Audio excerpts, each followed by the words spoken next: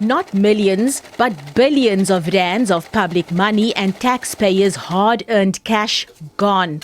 Fruitless and wasteful expenditure continues to be a problem, and so is irregular expenditure. Nearly 1.5 billion rand has been lost through fruitless and wasteful expenditure by 36 government departments over the past 5 years. And just over 2 billion rand in fruitless and wasteful expenditure was incurred by 27 state-owned enterprises during the same period. Basically, what this speaks to is a culture. There is a culture sitting behind what you see, sitting behind the numbers, which is a culture of lack of accountability towards the prudent usage of these scarce resources. Material irregularity is another source of wastage. But where exactly is this money going? The Office of the AG painted scenarios for MPs. We see quite a lot of these instances where resources are built by the state, such as the hospitals are built, but then are left unutilized. And then the citizens on the ground do not get the benefit of those facilities. MPs across political parties share the same sentiments. You made a comment to say if due consideration or thought was given, this would have been avoided. Which to me speaks to the crux of leadership at an accounting officer level.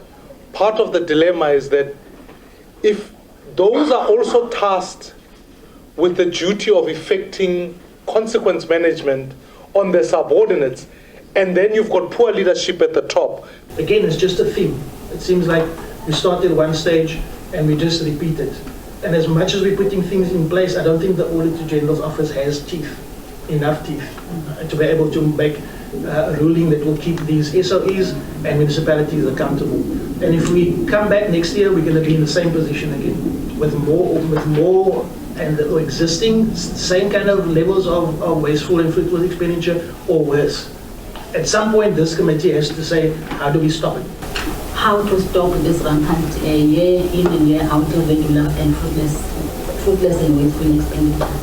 As my colleague has correctly said, that we can't be sitting here and rubber stamping irregularities that are happening.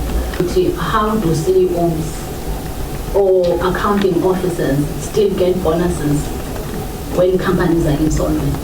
But as you would know, the last step in material irregularity accountability is the process of issuing a certificate of debt.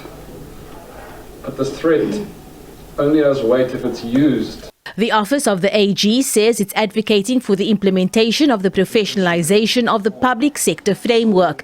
It's calling for senior management in the public sector to be appointed on merit.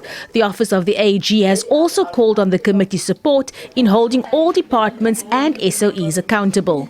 Abra Barbia, SABC News, Parliament.